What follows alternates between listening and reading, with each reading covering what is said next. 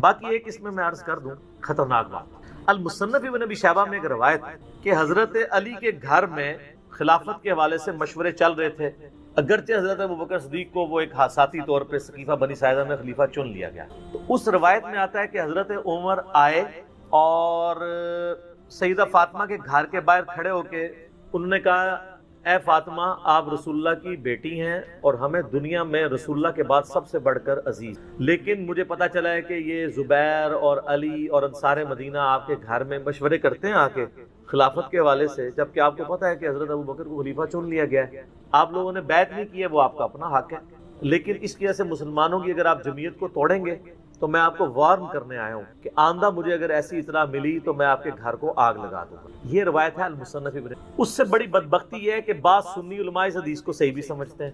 ہمارے جیلم شہر میں نا شیخ زبیر علی زئی صاحب کے نافرمان شاگرد غلام مصطفیٰ ظہیر صاحب حفظہ اللہ تعالی من الجنۃ والناس، انہوں نے باقاعدہ السنہ رسالے میں اس حدیث کا دفاع کیا، اور ان کا اگر کوئی اس حدیث پہ یہ کہے گا نا کہ اس حدیث سے تو حضرت عمر کے بارے میں یہ مسئلہ کھڑا ہو رہا ہے، اور بخاری و مسلم حدیث ہے جس نے فاطمہ کا دل دکھایا اس نے میرا دل دکھایا، اور قرآن کی آیت ہے کہ جو اللہ اس کے رسول کو اذیت دیتے ہیں ان الذین یؤذون اللہ ورسولہ لعنہم اللہ فی الدنیا والآخرہ، دنیا اور آخرت کی زندگی میں اللہ کی لعنت ہے ان پہ، ان کے لیے عذاب تیار کر رکھا ہے۔ تو وہ کہتے ہیں میں ان کو یہ جواب دوں گا کہ اس سے تو حضرت فاطمہ کی فضیلت ثابت ہو رہی ہے کہ دیکھیں اس میں حضرت عمر کہتے ہیں کہ آپ ہمیں رسول اللہ کے بعد سب سے بڑھ کر عزیز ہیں، تو حضرت فاطمہ کتنی محبت کرتے تھے حضرت فاطمہ کے ساتھ حضرت عمر، ان کو وہ پہلا حصہ نظر آیا، اگلا نظر ہی نہیں آیا کہ انہوں نے کہا میں آگ لا دوں گا تیرے، نعوذ باللہ من ذالک، یہ کسی کی جرت نہیں ایسی بات کر۔ تو میں نے اس کے خلاف آواز بلند کی کہ میں اس روایت کو صحیح نہیں مانتا، اور وہ کیسے؟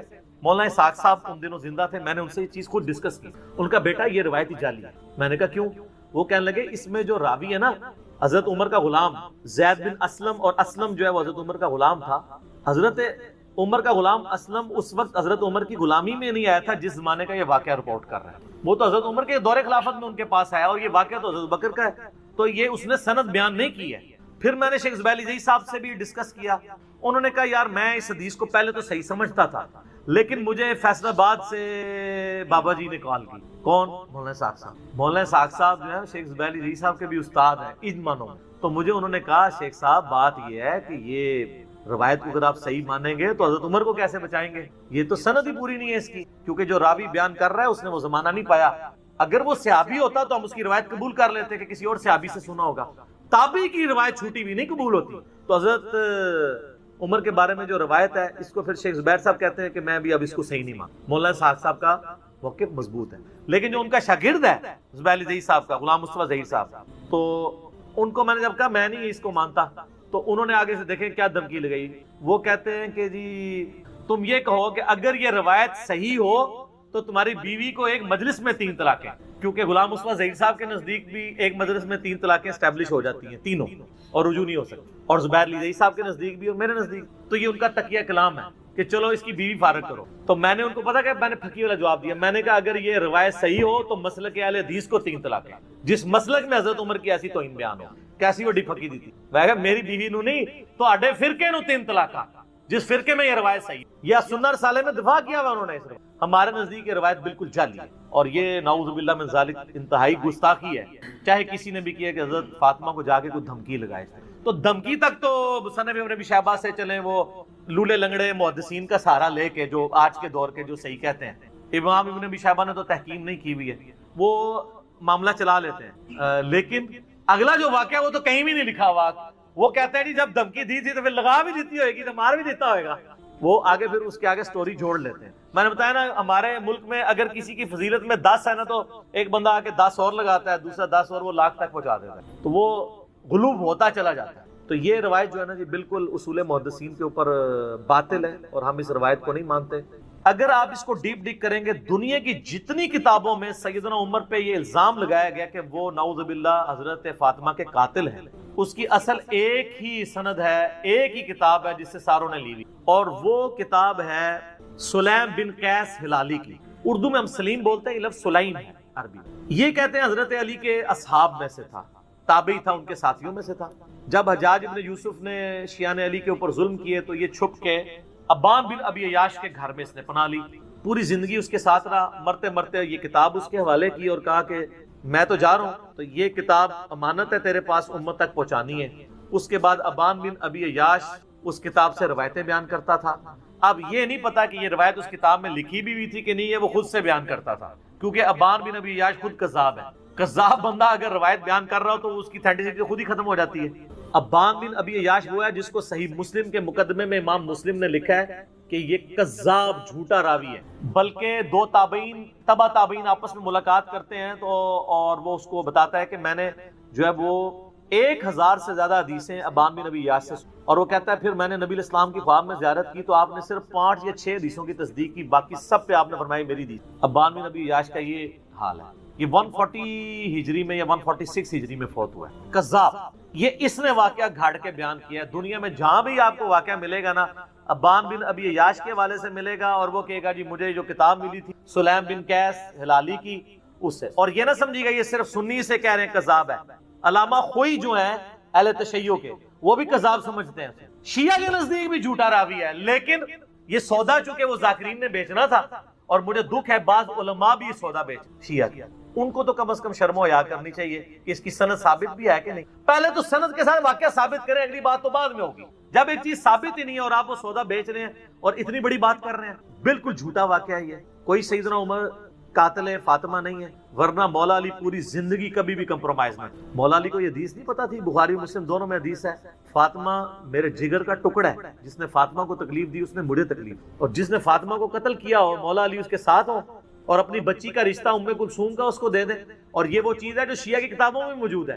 وہ تعویل کرتے ہیں کہ جی وہ زبردستی لیا تھا، انکاری کوئی نہیں ہے، ذاکرین انکاری ہو جائے، ذاکرین تو ہے ہی جاہل ہے نا، ان کے پاس تو علم ہے ہی۔ حضرت عمر چاہتے تھے میری اہل بیت کے ساتھ نسبت کام آئے، مجھے قیامت الدین تو حضرت علی سے ان کی بچی کا رشتہ مانگا، تو اس طرح ہوتا۔ پھر حضرت علی رضی اللہ تعالیٰ عنہ چیف جسٹس کا عہدہ قبول کرتے ہیں حضرت عمر کے دور کے اندر کہ تو میرے بیوی کا قاتل ہے تو ہاں میں تیرا عہدہ قبول کرتا ہوں۔ اور ناج البلاغہ سے میں نے خطبہ بتایا، جنگ قادسیہ میں جانے سے روکا ہی مولا علی نے کہ عمر اگر تو مارا گیا تو پیچھے ہمارا ستیہ ناش ہو جائے گا۔ ان کی جان کو قیمتی سمجھتے ہوتے، اپنے بیوی کی قاتل، اور بیوی نہیں صرف جنتی عورتوں کی سردار، بخاری مسلم میں حدیث ہے میری بیٹی فاطمہ جنتی عورتوں کی سردار ہے، اور ترمذی میں آگے الفاظ ہیں حسن و حسین جنتی نوجوانوں کے سردار ہیں۔ تو ہم تو مولا علی کے ساتھ کھڑے علیہ السلام، وہ شیخین کے ساتھ رہے، خلفائے ثلاثہ کے ساتھ رہے۔ میرا یوٹیوب پہ کلپ ہے خلفائے ثلاثہ کی شان مولا علی کی زبانی نہج البلاغہ سے، سنی کتابوں سے نہیں، شیعہ کی نہج البلاغہ سے، لاکھوں لوگوں نے دیکھا ہے، HD کیمرے میں نے سارے خطبات دکھا۔ یہ بالکل جھوٹ ہے کہ وہ نعوذ باللہ سیدہ فاطمہ کے قاتل تھے، اور کہتے ہیں دروازہ پھینک دیا۔ اللہ کے بندو، دروازے تو اس ٹائم ویسے ہی کوئی نہیں تھے۔ ہاں میں قرآن سے ثابت کرتا ہوں، قرآن میں آیا جب کسی کے گھر جاؤ تو اجازت لو، اعلیٰ ہونا چاہیے تھا دروازہ کھٹکھٹاؤ، کیونکہ اگلے زمانوں میں ابھی بھی گاؤں ایریا میں آپ چلے جائیں تو صرف پردے لٹکے ہوتے ہیں، باہر سے صرف آواز لگاتے ہیں میں اندر آ سکتا ہوں، عورتیں پردہ کر لیں چلے جاتی۔ اسی لیے تو مسلم شریف میں حدیث آتی ہے نا کہ نبی علیہ السلام کی چارپائی کے نیچے وہ ایک کتے کا پلہ چلا گیا تھا تو حضرت جبرائیل اندر ہی نہیں آئے تھے۔ اوریجنل سگے مدینے، اصلی مدینے کا کتا ٹر گیا سی تو جبرائیل نہیں سنائے، پھر اس کو نکالا تو پھر وہ جبرائیل علیہ السلام آئے، ان کا ہم کتے والے گھر میں نہیں۔ سگے مدینہ والا بھی میرا کلپ، تو وہ سگے مدینہ کیسے پہنچ گیا اندر؟ صرف پردہ ہوتا تھا۔ آج بھی آپ اپنا دروازہ ختم کریں، پردہ لگائیں، بلیاں کتے یہ سارا کچھ آنا شروع ہو جائیں گے گھر، کیونکہ وہ کچن کے اندر پہنچیں گے۔ چوہے چونکہ ان کو وہ چھوٹی سی جگہ سے بھی نکل جاتے ہیں، اس لیے ان کو اجازت لینے کی ضرورت نہیں پڑتی۔ چوہے تو ماشاءاللہ آپ کے گھروں میں ہوں گے، یہ آپ کو پتہ ہی ہوگا، بغترے ہوتے ہیں سارے چوہے۔ تو پینٹاگون کے اندر اتنے ہیں، آپ پتہ ہے ان کو بھی آئے دن وہ سیلنگ اتار کے تو سپرے کرنے پڑتے ہیں۔ چوہے سر امریکہ میں نہیں جیت سکتا، ایڈی اوڈی شاید چوہا۔ تو دروازہ کو نہیں گرایا، وہ پردے ہی ہوتے تھے، دروازہ وغیرہ کوئی نہیں گرایا۔ یہ بالکل جعلی بات ہے، جھوٹی بات ہے، اور یہ فٹ نہیں بیٹھتی۔ باقی رہ گیا باغ فتق والا مسئلہ، اس کے اوپر بھی میں نے مختصر گفتگو کی تھی کہ یہ مینیجریل ایشو تھا، اس کو اگر آپ اس حوالے سے ویسے لیں گے تو میرے بھائی پھر مسئلہ جو ہے وہ ابو بکر عمر کا نہیں ہے، مسئلہ پھر مولا علی کا بھی بن جائے گا، چاہے وہ امت کے مفاد میں بھی ہو، لیکن مسئلہ بہت بڑا ہے نا، کیونکہ آپ علیہ السلام فرما رہے ہیں جس نے فاطمہ کو تکلیف دی اس نے مجھے تکلیف دی۔ رسول اللہ کو تکلیف دینے کا معاملہ کہاں تک جاتا ہے؟ چلے الٹیمیٹلی آپ کی بات مان لی کہ انہوں نے امت کے مفاد میں کیا، تو آپ کو امت کا مفاد عزیز نہیں ہے کہ آپ بکواس کرنے بند کر دیں، قیامت کے دن کے لیے چھوڑ دیں؟ جب مولا علی خاموش ہو گئے اس مسئلے میں تو آپ کیوں اپنی زبانوں سے اس طرح کی باتیں کرتے ہیں؟ اور یہ بات یاد رکھیے گا کہ یہ بات ٹھیک ہے کہ حضرت ابوبکر کی جو خلافت ہے نا، جس طریقے سے قائم ہوئی ہے نا، وہ کیٹاسٹرافک کنڈیشن میں ہوئی. اور میں اپنی طرف سے بات نہیں کر رہا, میں نے یہ کربلا والے ریسرچ پیپر میں یہ ساری حدیثیں ڈالی ہیں. یہ میں ذرا اس کا تعارف بھی بتا دوں میرے بھائیو, یہ میں نے ایک ریسرچ پیپر لکھا ہے واقعہ کربلا کا حقیقی پس منظر 72 صحیح الاسناد احادیث کی روشنی میں. 72 کا ٹائٹل تو شہدائے کربلا کی نسبت سے ہے, احادیث اس میں 200 سے زیادہ, جس میں خلفائے راشدین سے شروع ہوں. سیدنا عمر کی شہادت سے شہادت حسین. حقیقی خلفائے راشدین کون ہیں؟ شہادت عثمان کے اصلی اسباب, جنگ جمل, صفین, نہروان, حضرت معاویہ کا دور ملوکیت, صلح حسن, اس کے بعد یزید کی ولی عہدی, اور الٹیمیٹلی حضرت حسین ابن علی کی مظلومانہ شہادت رضی اللہ عنہما وعلیہم السلام. اس کی سافٹ کاپی آپ ہماری ویب سائٹ ahlsunnatpak.com سے فری ڈاؤن لوڈ کریں. 5B ریسرچ پیپر ہے, ہارڈ کاپی فری, اور اس کے ساتھ باقی ریسرچ پیپرز ہیں. ٹوٹل 9 3 اذکار کارڈ ہیں, وہ آپ منگوا سکتے ہیں. صبح 9 سے مغرب تک ہماری اکیڈمی کا نمبر کھلا ہوتا ہے, +92 کے کوڈ کے ساتھ 32159000162, اور پاکستان سے کریں گے تو 0321590016. کال کریں, اپنا ایڈریس ٹیکسٹ میسج کریں, فری کاپی آپ کے گھر آ جائے گی. ایک کاپی تو ہم سب کو فری دیتے ہیں. تو اس میں میں نے یہ ساری حدیث بیان کی ہیں. اس میں حضرت عمر کا فتویٰ ہے, انٹرنیشنل نمبر کے مطابق صحیح بخاری میں ہے 6830. یہ بڑی ڈیٹیلڈ حدیث بالکل صحیح بخاری میں آتا ہے. عبداللہ ابن عباس کہتے ہیں کہ میں منا میں تھا, عبد الرحمن بن عوف اور امیر المومنین عمر ابن خطاب بیٹھے تھے, حضرت عمر کا دور تھا. تو کسی نے آ کے شکایت کی کہ لوگ تو بار چیما گوئے کر رہے ہیں کہ جب عمر مر جائے گا تو ہم فلاں شخص کو اپنا خلیفہ چن لیں گے. تو حضرت عمر کو غصہ آیا, انہوں نے کہا کہ جرت کہ مومنین کے مشورے کے بغیر خلیفہ چن لیں گے, مسلمانوں کے مشورے کے بغیر, میں یہیں پہ خطبہ دوں گا. تو عبد الرحمن بن عوف نے کہا امیر المومنین یہاں پہ تو ہر طرح کے لوگ آئے اور ابھی یہ بات پھیلی بھی نہیں, آپ واپس جا کے مدینہ شریف میں خطبہ دیجیے گا سینئر صاحب کو. اور اس پہ میں اکثر کہتا ہوں کہ اگر یہ یوٹیوب پہ بات آئی ہوتی نا, حضرت عمر کا یوٹیوب پہ کلپ چڑھتا, ظاہر ہے سپر پاور چیلنج ہو رہی تھی. آپ دیکھتے ہیں ذرا سا مسئلہ ہوتا ہے, ٹرمپ کا ٹویٹ آ جاتا ہے, وہ پھر پینٹاگون میں بیٹھ کے بات نہیں کرتا, وہ ٹویٹ کرتا ہے کہ سارے کان کھول کے سن لو. تو حضرت عمر واپس آئے, بخاری کے الفاظ ہیں, انہوں نے مدینہ شریف میں خطبہ دیا. ابن عباس کہتے ہیں کہ میں اس خطبے میں ایسا تھا کہ میرا گھٹنا حضرت عمر کے ممبر کے ساتھ جڑا ہوا تھا. تو انہوں نے کہا یہ جو لوگ اس طرح کی باتیں کر رہے ہیں اور پلی یہ لے رہے ہیں کہ حضرت ابو بکر کو بھی تو بغیر مشورے کے چن لیا گیا تھا. تو انہوں نے کہا ہاں ایسا ضرور ہوا تھا, لیکن حضرت ابو بکر کی خلافت کو کوئی مستقبل کے لیے دلیل نہ مانے. یعنی حضرت عمر خود بھی مانتے تھے کہ وہ اس طریقے سے نہیں چنا جانا چاہیے. اور پھر تم میں سے کون ابو بکر جیسا ہو سکتا تھا؟ اس وقت حالات ایسے بنے کہ ہمیں مجبوراً ایسا کیا گیا. حضرت عمر کو حضرت ابو بکر نے نامزد کیا, لیکن وہ کئی ہفتے مشورے چلے. اس کے بعد تو حضرت عمر نے تو 6 رکنی کمیٹی بنائی ہے, پہلے بھی مشورے سے ہوا ہے, دھونس کے ساتھ نہیں ہوا. تو حضرت عمر نے کہا کہ اگر کسی نے یہ کام کیا اور کسی کو اس طرح کا خلیفہ چنا تو اس کا انجام قتل و غارت ہوگا. یعنی وہ خلافت اسٹیبلش ہی نہیں ہوگی. ہم یزید کی خلافت کو اسٹیبلش ہی نہیں مانتے. ہمیں کیوں آپ کہتے ہیں حضرت حسین نے خروج کیوں کیا؟ ہم اسے کیا مانتے ہیں؟ اس لیے کہ اس کو خلافت کو اسٹیبلش ہی نہیں مانتے. ایک عورت ایک خامد کے عقد میں نہیں آئی ہے تو وہ خامد نکاح سے پہلے اپنی بیوی کو خامد کے فضائل سنا سکتا ہے؟ جب بنے گی پھر دیکھی جائیں. ایک خلیفہ کی خلافت اسٹیبلش ہی نہیں ہوئی ہے, دھونس اور بدماشی کے ساتھ ہوئی ہے. اس میں نے درجنوں حدیث بخاری مسلم سے کوٹ کی ہیں. تلوار کے زور کے اوپر بیعت دی گئی ہے, وہ تو اسٹیبلش ہی نہیں ہوئی ہے. وہ سقیفہ بنی ساعدہ کی حدیث بھی بخاری مسلم, جس کی طرف حضرت عمر نے اشارہ کیا, بڑی لمبی حدیث ہے. یعنی سیدنا ابو بکر عمر بیٹھے ہوئے تھے, نبی اسلام کی یعنی میت, تو لوگ سب رو رہے تھے. تو ایک بندہ آگے بتاتا ہے کہ وہاں تو سقیفہ بنی ساعدہ کے اندر تو سعد ابن عبادہ کو لوگ خلیفہ بنانے لگے انصار میں سے. حالانکہ انہوں نے کہا کہ یار یہ کوئی موقع ہے ہم ایسا کریں. انہوں نے کہا پھر بعد میں پچھتاؤ گے, اگر بیعت ہوگی تو لڑائی شروع ہو جائے گی. تو مجبوراً یہ میت سے اٹھ کے گئے اور یہ کہتے ہیں جنازہ نہیں پڑھے. جنازے پڑھے ہیں یار, جنازہ تو 3 دن تک ہوتا رہا. خلافت تو پہلے دن اسٹیبلش ہو گئی تھی. ایویں جھوٹ بولتے ہیں. لاکھوں لوگوں نے جنازہ پڑھا ہے نبی اسلام کا. سوموار کی صبح وفات ہوئی ہے, بخاری مسلم میں آتا ہے. سوموار پورا دن, سوموار کے بعد پوری رات, پھر منگل پورا دن, منگل کی رات, بدھ پورا دن, بدھ کی رات کو دفن. وفات النبی کے اوپر لاکھوں لوگوں نے میری ویڈیو دیکھی. آپ وفات النبی اور نبی اسلام صلی اللہ علیہ وسلم کا نام لکھ کے میرا نام لکھیں تو وہ کھل جائے گا. اچھا, وہاں پہ سعد ابن عبادہ کی لوگ بیعت کرنا چاہ رہے تھے. اب ظاہر ہے بخاری مسلم کی حدیث ہے, خلافت صرف قریش میں رہے گی. حضرت عمر نے کہا کہ میں نے ارادہ کیا کہ میں یہاں پہ خطبہ دوں, اور میں دماغ میں پورا مضمون میں نے بنایا ہوا تھا. تو جب میں بولنے لگا حضرت ابوبکر نے مجھے چپ کرا دیا, کیونکہ حضرت ابوبکر کو پتا تھا کہ حضرت عمر جذباتی ہیں, مسئلے کو مس ہینڈل کرتے ہیں. ان کا تم چپ کر جاؤ. پھر حضرت ابوبکر نے بڑے پازیٹیو انداز میں انہوں نے کہا انصار مدینہ, تم نے تو رسول اللہ کو یہاں پہ دعوت دی اور تمہاری مدد سے یہ سب کچھ ہے, یہ تمہاری برکات ہے. تم ہمارے وزیر کے طور پہ رہو گے جیسا کہ نبی الاسلام کے وزیر کے طور پہ تھے. اور نبی الاسلام قریش میں سے ہیں اور عرب کا ماحول قبائلی ہے. اگر قریش میں سے خلیفہ نہ چنا گیا تو باقی قبائل اس کو خلیفہ ہی نہیں مانیں گے. اور نبی الاسلام نے فرمایا بھی تھا کہ خلافت قریش میں رہے گی. تو پھر انصار میں سے خود لوگ کھڑے, انہوں نے کہا واقعی رسول اللہ قریش میں سے تھے, لہذا قریش میں سے کسی خلیفہ ہونا چاہیے. پھر حضرت ابوبکر نے کہا یہ کھڑے ہیں امین الامت ابو عبیدہ ابن جرح اور حضرت عمر، ان دونوں میں سے کسی کو اپنا خلیفہ چنا۔ تو دونوں نے کہا معاذ اللہ کہ ہم ابو بکر کی موجودگی میں، حضرت عمر کے تو الفاظ ہیں میرے تلوار سے 2 ٹکڑے کر دیے جاتے تو یہ مجھے گوارا تھا، مجھے یہ گوارا نہیں تھا کسی ایسی مجلس میں جہاں ابو بکر موجود ہوں لوگ میری بیعت کریں۔ تو فوراً ابو بکر کا ہاتھ پکڑا اور کہا کہ آپ کو اللہ کے نبی نے مصلی پہ کھڑا کیا، آپ یار غار ہیں، آپ کی موجودگی میں ہم یہ کام نہیں کریں گے۔ بہر سعد ابن عبادہ نے پھر بھی بیعت نہیں کی، ان کے ساتھیوں نے کر لیا، تو یعنی خزرج نے، اوس کے سردار تھے سعد ابن معاذ، وہ تو خندق میں شہید ہو گئے تھے، یہ خزرج کے سردار۔ بعد میں حضرت عمر کی بھی بیعت انہوں نے کی لیکن کسی نے ان کو قتل نہیں کروایا۔ یہ تو بعد میں دھونس زبردستیاں شروع ہو گئی تو ملوکیت کے اندر۔ حضرت علی نے بھی نہیں کیا تھا خوارج کو، جب وہ حضرت علی کے فوجیوں کو قتل کرنا شروع ہوئے تو ایز اے لاسٹ ریزارٹ جن لوگوں نے جتھا بنایا، چاہے خوارج ہوں چاہے جمل ہو صفین، وہ جتھا بنانے کے اوپر ہوا، ریٹ آف دی گورنمنٹ کو چیلنج کرنا ہے۔ اب بخاری مسلم کے آگے الفاظ ہیں کہ جب یہ بیعت ہو گئی تو 6 مہینے تک حضرت علی نے بیعت نہیں۔ حضرت علی کے دل میں یہ دکھ تھا کہ انہوں نے مجھے کیوں نہیں مشورے میں شامل کیا، ہم اہل بیعت ہیں۔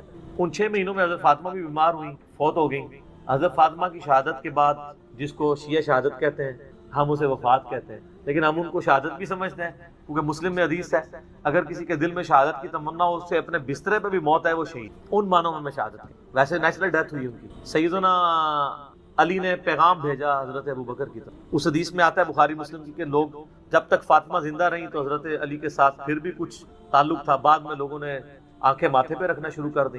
حضرت علی نے حضرت ابو بکر کو پیغام بھیجا کہ میرے گھر آئیں۔ آپ نوٹ کریں کہ امت کے امام ہیں اس وقت حضرت ابو بکر، خلیفۃ المسلمین ہیں، اور ایک عام شخص کہہ رہا ہے کہ مجھے آگے گھر ملے۔ وہ عام بندہ نہیں تھا، حضرت ابو بکر کو بھی پتا تھا یہ خلیفت نبی صلی اللہ علیہ وآلہ وسلم کے قریبی اہل بیت ہیں اور میں خلیفت اور رسول ہوں، اس کا یہ مطلب نہیں ہے کہ میں اہل بیت سے اوپر ہو گیا ہوں۔ وہ آگے، اور حضرت علی نے کہا کہ دیکھنا عمر کو ساتھ نہیں لینا۔ یہ حضرت عائشہ روایت کر رہی ہیں، پوری حدیث بخاری مسلم، اور حضرت عائشہ کہتی ہیں کہ حضرت علی ناپسند کرتے تھے کہ عمر کو لایا جائے کیونکہ حضرت عمر جذباتی تھے، اس وجہ سے، یہ نہیں کہ ویسے کوئی دشمن۔ تو حضرت عمر نے کہا میں آپ کو نہیں جانے دوں گا۔ ہائے ہائے، حضرت ابو بکر کہتے ہیں کہ واللہ رسول اللہ کے گھر والوں سے مجھے کوئی نیگیٹو امید نہیں ہے۔ ظاہر ہے اس زمانے میں آپ بلا کے کسی کو قتل کر دیں تو ختم۔ آج والا صاحب تو نہیں تھا کہ ایک وزیر اعظم ماریں گے تو اسی پارٹی کا دوسرا وزیر اعظم بن جائے گا، وہاں تو خلیفہ کا مطلب خلیفہ تھا۔ آپ صلی اللہ علیہ وآلہ وسلم کے اہل بیت کے ناطے حضرت ابو بکر نے پروٹوکول دیا اور حضرت بکر صدیق رضی اللہ تعالیٰ عنہ خود مولا علی کے پاس آئے ان کے گھر میں، آپ اندازہ کریں۔ اور حضرت بکر کی حدیث بھی ہے صحیح بخاری کے اندر کہ محمد صلی اللہ علیہ وآلہ وسلم کے قرب کو ان کے اہل بیت کے قرب میں تلاش کرو، اور اس حدیث کو امام بخاری حضرت حسن و حسین کے چیپٹر میں لے کے آئے ہیں، امہات المومنین کے چیپٹر میں نہیں لائے۔ پوائنٹ ٹو بی نوٹڈ، حالانکہ وہ بھی اہل بیت ہے لیکن انہوں نے اہل بیت سے مراد حسن و حسین کو لیا۔ تو حضرت ابو بکر کے دل میں تو پھر قدر تھی نا اہل بیت کی۔ جب پہنچے تو پھر سیدنا علی رضی اللہ تعالیٰ عنہ نے کہا کہ اے ابو بکر، اللہ نے جو آپ کو ہم پہ فضیلت دی اس امر خلافت میں، ہمیں آپ سے کوئی حسد نہیں، لیکن اہل بیت رسول کے ناطے صلی اللہ علیہ وآلہ وسلم کیا ہمارا یہ حق نہیں تھا کہ آپ ہمیں اس مشورے میں شامل کرتے ہیں؟ بس اتنی بات کی تو حضرت بکر نے رونا شروع کر دیا۔ کیا مطلب؟ مان لیا کہ مسئلہ مس ہینڈل ہوا ہے، اگرچہ بد نیتی سے نہیں ہوا، وہ خزرج کی وجہ سے مس ہینڈل ہوا، سقیفہ بنی ساعدہ میں۔ وہ جب رونا شروع کیا تو حضرت علی نے کہا بس۔ پھر حضرت بکر نے کہا اللہ کی قسم مجھے رسول اللہ کے گھر والے اپنوں سے بڑھ کے عزیز۔ واہ، حضرت علی کی بھی آگے دیکھیں للہیت۔ حضرت علی اس وقت بھی کہہ سکتے ابو بکر میں بیعت کرتا ہوں، جاؤ باہر جا کے اناؤنسمنٹ کر، نہیں، جو اوپن فتنہ تھا اس کو اوپنلی دبایا اور کہا کہ میں ظہر کے بعد اعلانیہ پبلکلی مسجد نبوی میں آپ کی بیعت کروں تاکہ کسی کو وہم باقی نہ۔ بخاری مسلم کے الفاظ ہیں، ظہر کی نماز کے بعد حضرت ابو بکر ممبر پہ چڑھے، خطبہ دیا اور حضرت علی کی بیعت میں ڈیلے کی وجہ بیان کی، اور اس کے بعد حضرت علی ممبر پہ چڑھے اور انہوں نے حضرت ابو بکر کے فضائل بیان کیے۔ حضرت ابو بکر نے حضرت علی کے فضائل بیان کیے اور حضرت علی نے حضرت ابو بکر کے، اور پھر کہا کہ میں بیعت کرتا ہوں۔ اور اس حدیث کی کنکلوژن ان الفاظ پہ ہوتی ہے کہ پھر سارے مسلمان حضرت علی سے خوش ہو۔ لیکن ان 6 مہینوں میں کسی نے تلوار کی دھونس پہ حضرت علی سے بیعت نہیں لی، اس لیے کہ انہوں نے پارٹی جتھا نہیں بنایا۔ اما عائشہ کہتی ہیں نبی علیہ السلام کی وفات سے کچھ عرصہ پہلے سیدہ فاطمہ کے کان میں ایک بات کہی نبی علیہ السلام نے، وہ رو پڑی، پھر ایک اور بات کہی، وہ مسکرا پڑی۔ تو میں سیدہ فاطمہ سے پوچھتی رہی کہ مجھے بتاؤ نبی علیہ السلام نے تم سے کیا بات کی، تو وہ اوائڈ کرتی رہی۔ جب نبی علیہ السلام فوت ہو گئے نا، اس کے بعد سیدہ عائشہ کہتی ہیں میں نے کہا فاطمہ میں تمہاری ماں لگتی ہوں، ماں ہونے کے حق کے سبب جو میرا حق ہے تم پہ، اس حق کے سبب میں تم سے پوچھتی ہوں کہ نبی علیہ السلام نے تمہارے کان میں کیا بات کی۔ تو انہوں نے کہا ہاں میں اب اپنے باپ کا راز بتا دیتی ہوں۔ نبی علیہ السلام نے مجھے کہا تھا کہ ان قریب میں فوت ہونے والا ہوں، اللہ نے وحی کے ذریعے بتا دیا۔ اس پہ میں رو پڑی، اور پھر آپ صلی اللہ علیہ وآلہ وسلم نے دوسری دفعہ میرے کان میں یہ بات کہی کہ میرے اہل بیت میں سب سے پہلے مر کے تم میرے تک پہنچو گی، اور وہ بھی 6 مہینے کے بعد فوت ہوگی۔ اور کیا تم اس بات پہ خوش نہیں ہو کہ تم جنتی عورتوں کی سردار ہو؟ تو میں اس بات پہ مسکرا پڑی۔ اور ترمذی میں الفاظ ہے کہ حسن و حسین جنتی نوجوانوں کے سردار ہیں اور سیدہ فاطمہ جنتی عورتوں کی سردار۔ المستدرک للحاکم میں ہے کہ حسن و حسین جنتی نوجوانوں کے سردار ہیں اور ان کے باپ علی ابن ابی طالب ان سے بھی بہتر ہیں۔ اور ترمذی میں ایک روایت ہے کہ ابو بکر اور عمر جنت میں انبیاء کے علاوہ تمام بوڑھوں کے سردار۔ جنت میں کوئی بوڑھا نہیں ہوگا، لیکن جو دنیا میں بڑھاپے سے گئے تھے ان کے بارے میں۔ اس میں جنتیوں کا سردار کون، یوٹیوب پہ ایک میرا کلپ بھی ہے، میں نے سارے حدیثوں کے نمبر بھی بتائے۔ تو یہ نبی علیہ السلام نے اصل میں ہمیں سنایا ہے کہ کل کو کوئی یہ نہ کہ جو میرا مرید ہو گیا میں اس وقت تک جنت میں نہیں جاؤں گا جب تک اپنے سارے مرید نہ لے جاؤں۔ آپ اس سلسلے میں بیعت ہو جائیں، آپ جنت میں جائیں گے۔ جب کوئی یہ جھوٹے دعوے کرے گا نا تو پھر اس کو یہ بتایا جائے کہ نبی علیہ السلام تو صحیح بخاری کی حدیث ہے، مسلم میں بھی ہے، اے میری بیٹی فاطمہ اس بات پہ مت اکڑنا کہ تم اللہ کے نبی کی بیٹی ہو، میرے مال سے جو کچھ لینا ہے مجھ سے لے لو، اگر اللہ نے تمہیں پکڑ لیا تو میں اللہ کے حضور تمہارے کچھ کام نہیں آؤں گا۔ یہ سمجھانے کے لیے تھا، یہ نہیں ہے کہ انہوں نے پکڑا جانا تھا۔ جیسا پنجابی کے اندر نا کہنا تینوں تو سنانا نو، کہنا بیٹی کو اور سنانا بہو کو۔ اصل میں ہمیں سنایا گیا ہے کہ میں اپنی بیٹی کے بارے میں کہہ رہا ہوں کہ نسبت یہ نہ کہنا جو کچھ بھی ہے تیرے محبوب کی امت سے، نہیں، نسبت کو ہم مانتے ہیں لیکن عمل بھی۔ سیدہ فاطمہ کو نسبت کا فائدہ ہوا ہے لیکن ان کا عمل بھی ہے نا جی، ان کے بچے قربان ہوئے ہیں، ان کا خاوند قربان ہوا ہے، ان کی اپنی قربانی ہے۔ یہ بات کہنا سوکھا ہے، صحیح بخاری میں حدیث ہے۔ آج تو لوگ کہتے ہیں تیرے ہوتے جنم لیا ہوتا، پھر میں تیرے قدموں سے لپٹ جاتا، میں یہ ہوتا، میں رفع دین، پھر بھی نہ کرتا، کیونکہ رفع دین کرنا تو کہنا سی مکھیاں مارتا ہے، تے قدمہ نہ لپٹنا سی۔ یہ بات کہنا ہو سکتا ہے ابو جہل ہی ہوتا، ضروری ہے ابو بکر عمر عثمان علی ہوتا۔ صحیح بخاری میں ہے، عبداللہ ابن مسعود کہتے ہیں نبی علیہ السلام خانہ کعبہ میں نماز پڑھ رہے تھے اور ہم دیکھ رہے تھے، عقبہ بن ابی معیط نے لا کے ایک اوجڑی اونٹ کی، اتنی بھاری اوجڑی نبی علیہ السلام کے مبارک گردن پہ رکھ دی جب سجدے کی حالت میں، آج علیہ السلام سے اٹھنے نہیں ہو رہا، اتنا وزنی۔ عبداللہ بن مسعود کیا صحابی نہیں تھے یار؟